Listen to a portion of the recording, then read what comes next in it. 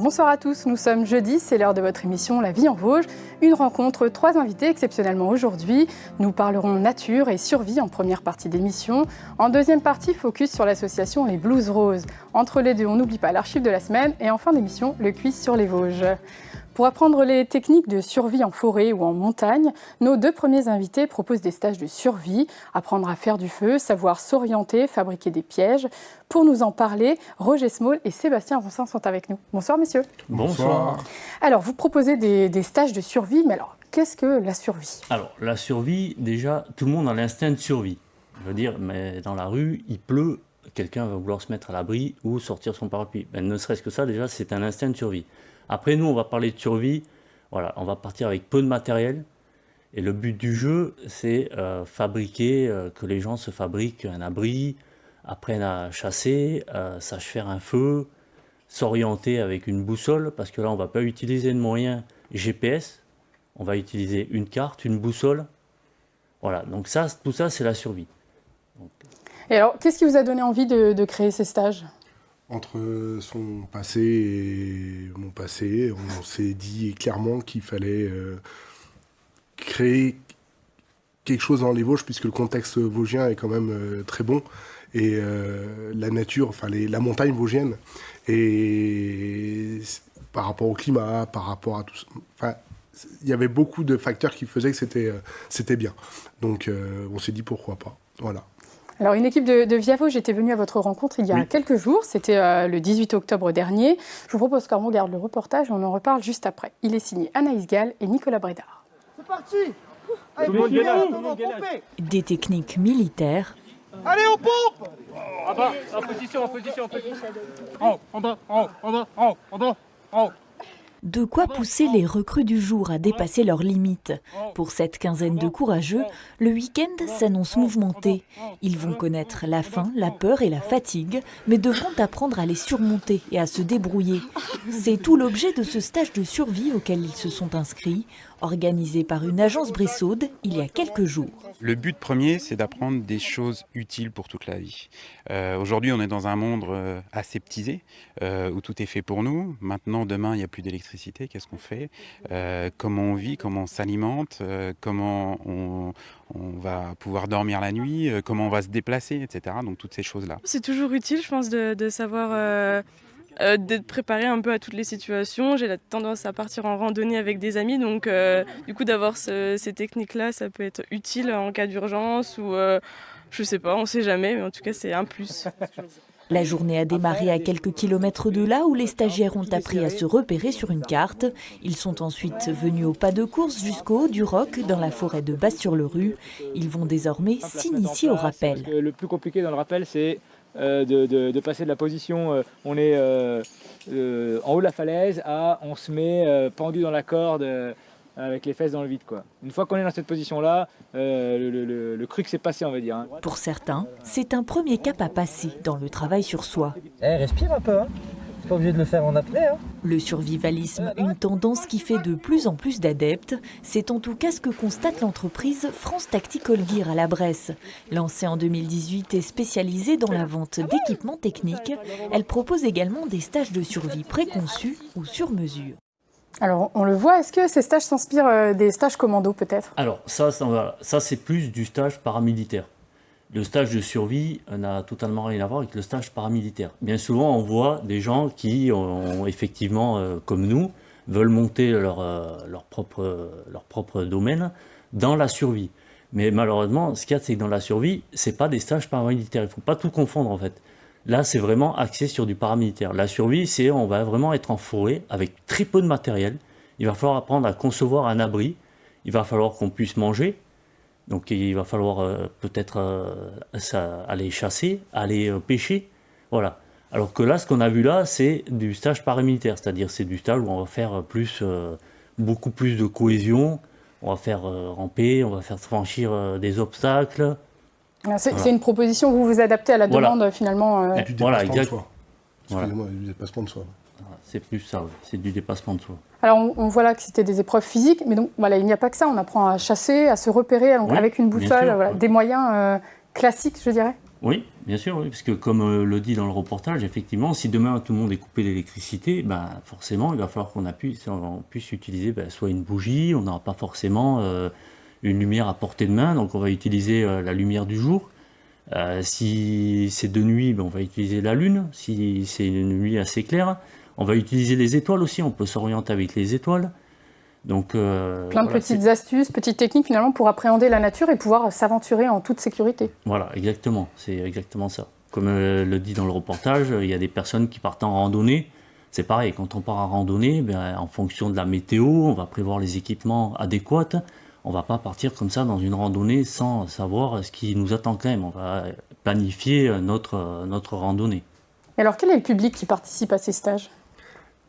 Étonnamment, il y a beaucoup de femmes en fait qui participent parce que je pense qu'elles veulent se prouver aussi les choses et c'est super intéressant parce qu'elles vont plus loin encore que nous les hommes et c'est beau à voir. Voilà. Elles cherchent vraiment, enfin elles cherchent vraiment à se dépasser, à repousser leurs limites. Oui, clairement. Et ils se rendent compte vraiment qu'à un moment en fait il y a la limite psychique, hein, clairement, et qu'au-delà de la limite psychique, il y en a encore sous la pédale, quoi, derrière. Et c'est ça qui est intéressant d'aller chercher, en fait. Donc, il y a énormément de personnes qui craquent. Dans l'absolu, c'est bien, j'ai envie de dire, puisqu'en fait, les personnes-là vont chercher au fond d'elles-mêmes effectivement ce qu'il faut. Pour connaître leurs limites. Tout à fait, pour aller au-delà de leurs limites psychiques et repartir sur les limites physiques, ouais, effectivement. En fait, si vous voulez, on se rend compte que le corps, il peut engendrer beaucoup de choses, contrairement à ce qu'on le croit. Mais en fait, il faut vraiment essayer de tenter l'aventure pour pouvoir effectivement voir ce qu'on est capable. Se dépasser. Exactement, c'est se dépasser et puis après affronter le froid, affronter le chaud aussi, parce que tout ça, c'est de l'instinct de survie, mais qu'on peut utiliser tous les jours, quoi. Et alors, dans vos stages, vous proposez différentes formules. Donc, il y a des stages courts, des stages un peu plus longs. Comment ça fonctionne ? Alors, il y a des stages qui sont préfaits. Donc ça, soit de demi-journée, soit une journée, soit 2 jours, soit à la demande du client s'il veut un stage spécifique que pour lui, clairement. Soit effectivement à la demande, et du coup un stage à la demande sur mesure, plus dans le dépassement de soi, avec 2-3 techniques de survie dedans, mais ce sera plus dans le dépassement de soi, et du coup on repart plus sur du paramilitaire. Voilà. Et alors dans ces différentes formules... on s'adapte. Est-ce qu'il y a dans certains stages, on va proposer plus d'apprentissage du feu, plus de repérage ? Est-ce que c'est vraiment thématique ? Oui, ça sera vraiment à la demande, en fait. Si quelqu'un veut effectivement faire que de la survie et pas du dépassement de soi, on restera que sur la survie. On fera pas de franchissement d'escalade. On fera pas. Voilà, ça rentre pas forcément dans le cadre de la survie. Dans le cadre de la survie, voilà, ce qu'on va apprendre, c'est aménager notre zone ou savoir situer notre zone, parce qu'en fait. Mais un exemple tout bête, hein, si vraiment vous voulez manger, le mieux, ça serait se mettre non loin d'une rivière. Pourquoi ? Parce que les animaux viennent chercher à boire. Donc là, on mettra des pièges autour de cette rivière. Voilà, il y a tout ça. Apprendre à se laver dans une rivière, parce qu'on ne se lave pas n'importe comment dans une rivière. Il y a des endroits où il faut se laver, apprendre aussi à filtrer l'eau, apprendre à faire un feu. Donc voilà. Donc ça sera de l'apprentissage que l'on montrera. Voilà. Mais comme je dis toujours dans tous les stages qu'on fait, ce que moi, des fois, ce qu'on voit, malheureusement, c'est qu'il y a des gens qui font faire, mais qui ne font pas. Et ça, c'est la grosse erreur. On ne peut pas montrer ce qu'on ne sait pas faire, c'est pas vrai. Donc, on fait, et après, on restitue. Alors, est-ce que vous pensez que les émissions de télé-réalité qui se disent des émissions de survie entraînent peut-être cette augmentation de volonté des gens de faire des stages de survie ? Alors oui, je pense que ça doit entraîner les personnes. Maintenant, ces émissions-là ne montrent pas forcément que la réalité des choses. Je ne citerai aucune émission, hein, mais il est vrai que quand on fait des stages comme ça en milieux tropicaux, quand on voit des personnes en maillot de bain ou en tenue courte, non, c'est pas vrai. Vous êtes infecté de moustiques, il y a quand même des maladies qu'on connaît, le paludisme, tout ça. Donc voilà, tout ça, c'est un petit peu faussé quand on parle de survie. Non, on essaiera d'avoir des tenues longues en jungle ou quoi que ce soit. Donc c'est vraiment différent. C'est différent, voilà. Pour le voir, il faut tester. Exactement. Vous proposez 2 stages prochainement. Alors 2 stages prochainement, donc le 23 et 24 novembre, et pareil, 28-29 décembre, ouais, pareil au niveau du dépassement de soi. Voilà. Et alors, ce samedi 2 novembre, il y a une petite journée un peu particulière. Alors effectivement, ce samedi 2 novembre, on propose aussi des formations médiques tactiques dans le cadre de l'actuel climat par rapport aux attentats. On sait pertinemment que l'ennemi est au milieu de nous et il est pas décelable. Donc la seule chose qu'on puisse faire, c'est apprendre à gérer tout ce qui est urgence vitale. Donc poser un garrot, faire un woundpacking, tout ce genre de choses en fait. Tout ça, ça dure 4 heures. C'est une formation qui dure 4 heures et ça peut sauver des vies, quoi. Voilà, clairement. Donc aussi un autre type de formation que vous proposez. Et alors peut-être on peut dire un mot sur France Tactical Gear, la société que vous avez cofondée. Quelle est cette société? Alors qu'est-ce qu'on y retrouve? Alors, qu'est-ce qu'on y retrouve? On y retrouve, en fait, c'est par rapport à, comme on le disait au début de l'émission, hein, c'est par rapport à notre passé. Donc, en fait, c'est Roger qui est venu me chercher, qui m'a trouvé justement sur les réseaux sociaux, comme quoi les réseaux sociaux fonctionnent très bien. Donc, par mon passé, moi, après, j'ai effectivement fait les cours, donc de ce que je connaissais, de ce que j'ai vécu. Et ensuite, on a commencé, au départ, on a fait un petit peu de com avec des flyers, on a essayé on s'est lancé tout doucement. Et maintenant, voilà, ça commence un petit peu à on commence à être mieux connu et ça commence un petit peu à avoir. Vous proposez donc des stages, mais également du matériel. Alors, en premier lieu, l'idée de France Tactical Gear, c'était vraiment la vente de matériel tactique survie à outdoor sur Internet. D'ailleurs, le site est en train d'être fait, donc voilà. À côté de ça, il y a une partie formation, stage formation, donc tout ce qui est survie et médic tactique. À côté de ça, il y a le médic tactique qui est aussi un pôle bien spécifique. Et pour 2020, on va lancer différentes choses encore. Tout va être fait au fur et à mesure. Voilà. Et c'est en train de prendre un petit peu d'ampleur. Et voilà. Et on suivra ça en 2020 alors. Vous serez invités, il n'y a pas de souci, ne vous inquiétez pas, avec plaisir. Voilà. Alors je vous propose à présent un petit retour dans le passé. On retourne en mars 2017, c'est l'heure de l'archive de la semaine.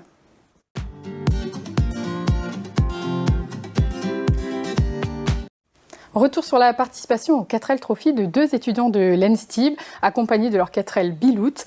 Le reportage est signé Thierry Lasson et Nicolas Brédard.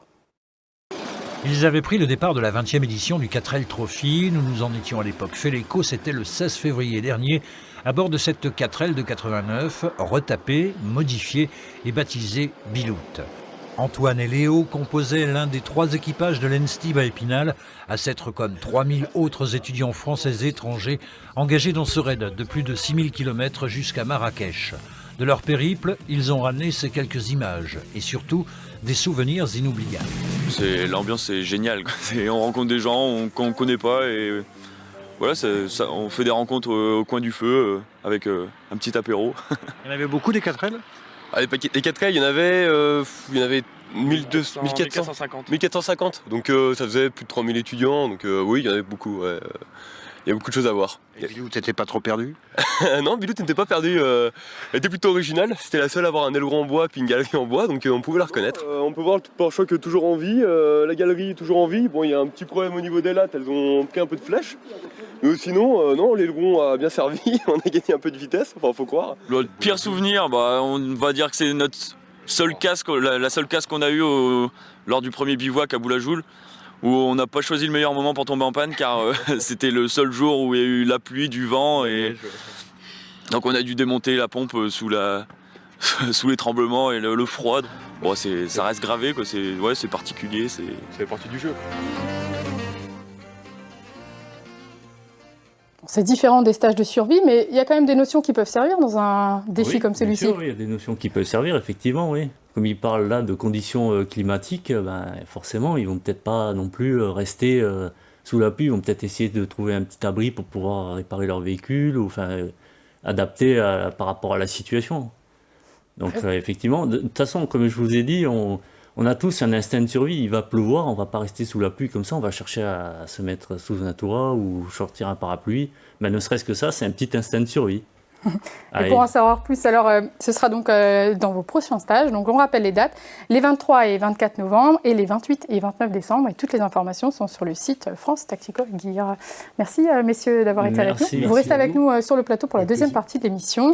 Nous allons maintenant parler bénévolat, sourire, hôpital et maladie avec l'association qui s'attache à apporter des moments de rire et de joie aux personnes âgées et aux enfants. Notre deuxième invité est président de l'association Les Blues Roses. J'accueille Annick Cavaggiani.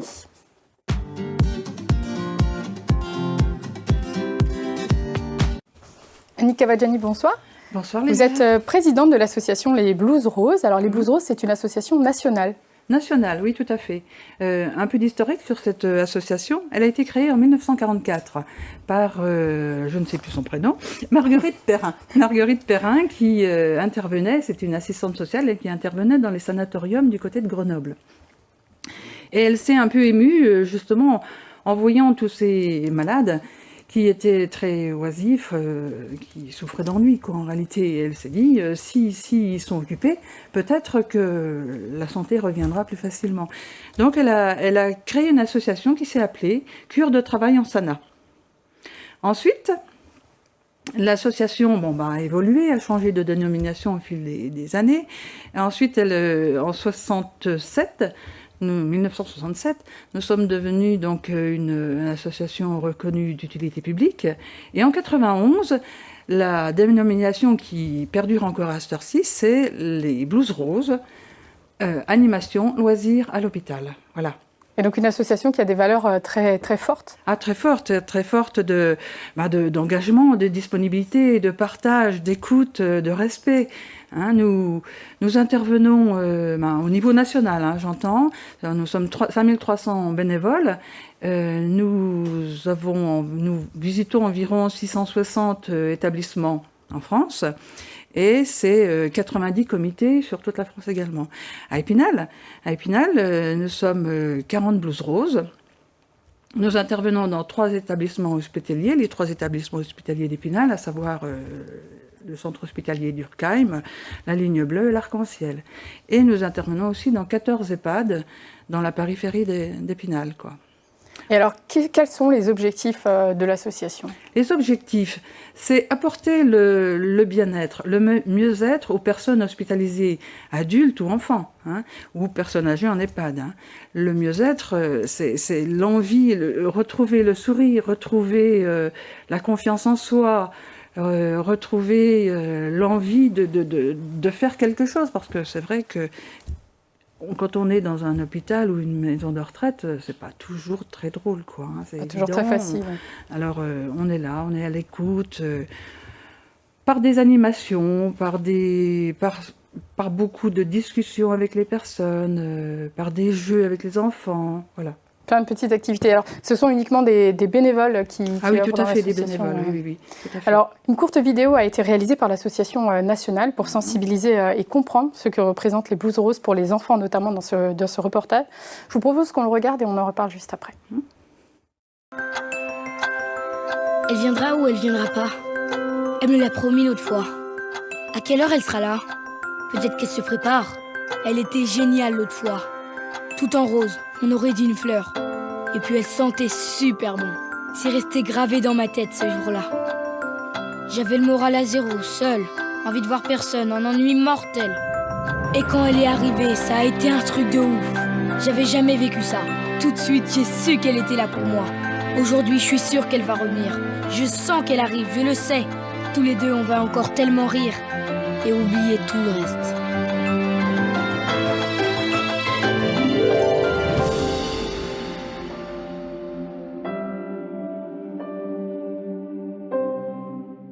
C'est un moment très particulier, très intense pour ces enfants. Ah, tout à fait, tout à fait. On ne peut pas être comparé au personnel hospitalier.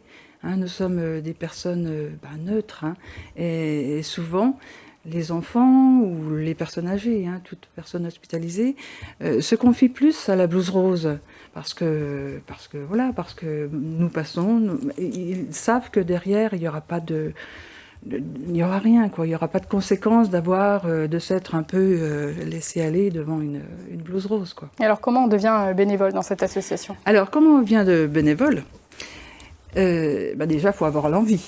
Il faut pousser la porte donc, du local où on est. On est logé à Épinal dans la maison des associations. On devient donc Blues Rose. Voilà, on vient. On rencontre la personne qui est chargée du recrutement, avec la présidente souvent, ou la vice-présidente. Et on va lui demander pourquoi elle vient au Blues Rose, qu'est-ce qu'elle a envie, hein, qu'est-ce qu'elle a envie de faire, qu'est-ce que ses disponibilités, des choses tout à fait matérielles, est-ce qu'elle a un moyen de locomotion, est-ce qu'elle a une affinité particulière, plus enfant, plus personne âgée, est-ce qu'elle sait bricoler un peu, faire des choses, quoi, hein, parce que c'est vrai que on va faire plein de choses. On peut faire du tricot, on peut jouer aux cartes, on peut faire des lotos, voilà. C'est très varié. C'est tout à fait varié. Hein. On s'adapte en fonction du public, entre guillemets, que l'on a en face de nous. Et après, il y a une formation... Et après, donc, cette personne-là, donc, elle décide, elle dit oui, c'est ça que je veux faire. Alors, nous lui proposons donc un parcours découverte de 32 heures. 32 heures à faire parmi les différents organismes, enfin établissements hospitaliers ou EHPAD où nous sommes présentes. Hein. Donc les 32 heures vont être faites avec une blouse rose référente. Hein, voilà. Et au bout des 32 heures, elle revient donc voilà, pour nous dire, ça y est, c'est bien ça que je vais faire. Elle valide définitivement On valide ce parcours découverte et elle a sa blouse rose, ça y est. Hein, vous voyez, d'ailleurs, vous avez vu dans le reportage, cette blouse rose, elle est unique. C'est l'emblème vraiment des blouses roses. Hein. Donc, cette personne-là, ensuite, en fonction des demandes et de ses souhaits et de sa localisation, donc, va s'engager auprès de l'établissement hospitalier, de l'EHPAD, à venir une demi-journée par semaine. Et ça, régulièrement. Hein, ce qui n'est pas bien, c'est justement de faire ça, de faire ce bénévolat en dilettant.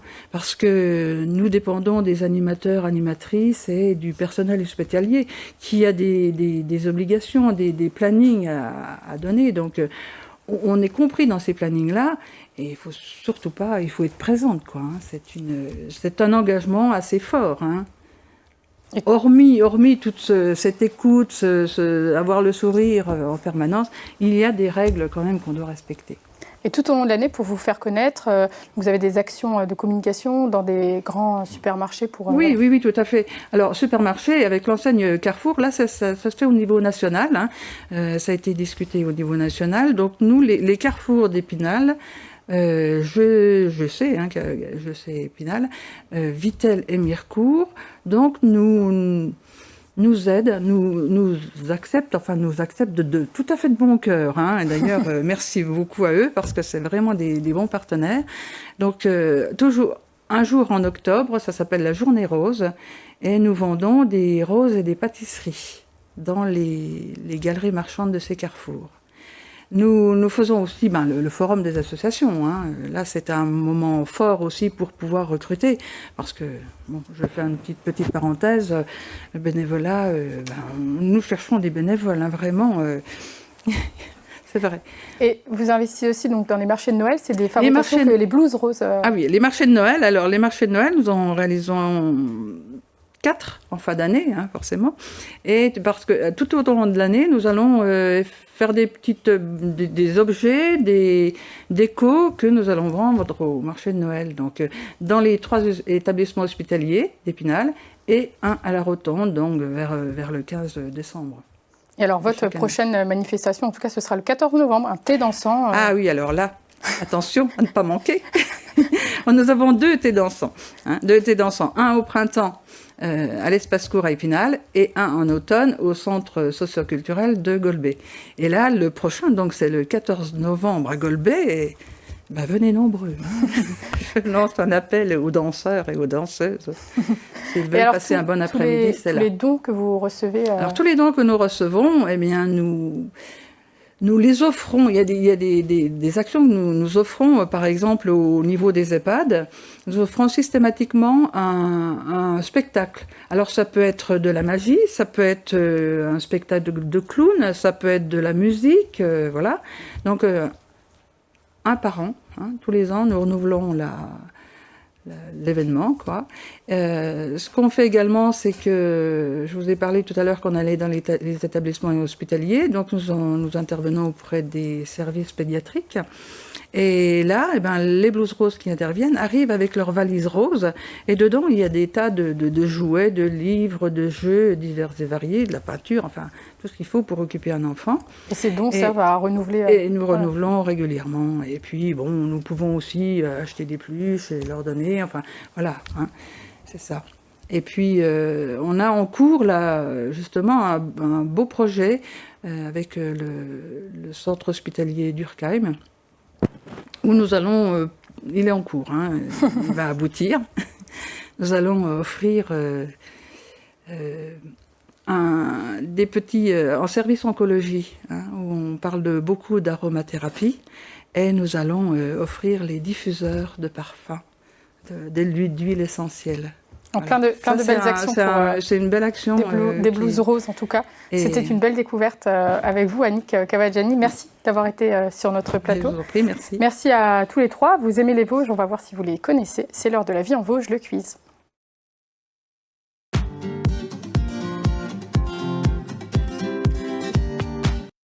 Alors, la question numéro 1 va apparaître dans vos écrans dans quelques instants. Aviateur et homme politique, surnommé l'As des As pendant la Première Guerre mondiale, également député des Vosges de 1919 à 1924, de qui s'agit-il? Est-ce qu'il s'agit de Maurice Kempf, René Fonck ou Abel Ferry? Alors, est-ce que l'un de vous a une petite idée sur la question? L'As des As, non, ça vous dit rien? Je dirais bien Maurice Kempf, mais je suis loin d'être sûr. Allez, il faut me faire une petite proposition. J'ai aucune idée. Alors, Maurice Kempf à ma droite. Alors, bien écoutez, on va aller... Abel Ferry? Mais je sais pas. Vous avez une petite réponse, la troisième? Moi, j'aurais dit René Fonck. Comme ça, moi, il y en aura un de vous qui aura la bonne réponse. Exactement. Ils étaient tous les trois députés des Vosges. Maurice Kempf était un industriel du textile. Abel Ferry, neveu de Jules Ferry, était député des Vosges en 1909, élu député en 1909. Et enfin, René Fonck, natif de Saulcy-sur-Meurthe, était pilote de chasse pendant la Première Guerre mondiale et on le surnommait l'As des As.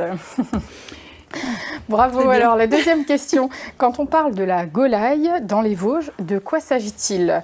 Alors, est-ce qu'il s'agit d'une rivière, d'un plat traditionnel ou d'une brasserie? Alors, est-ce que vous avez peut-être une idée cette fois? Annick Cavaggiani? Oh, je sais pas, la Golaille... Brasserie peut-être, parce que... Moi, je dirais une rivière. Ouais, pareil. Une rivière pour la survie. Ouais, clairement.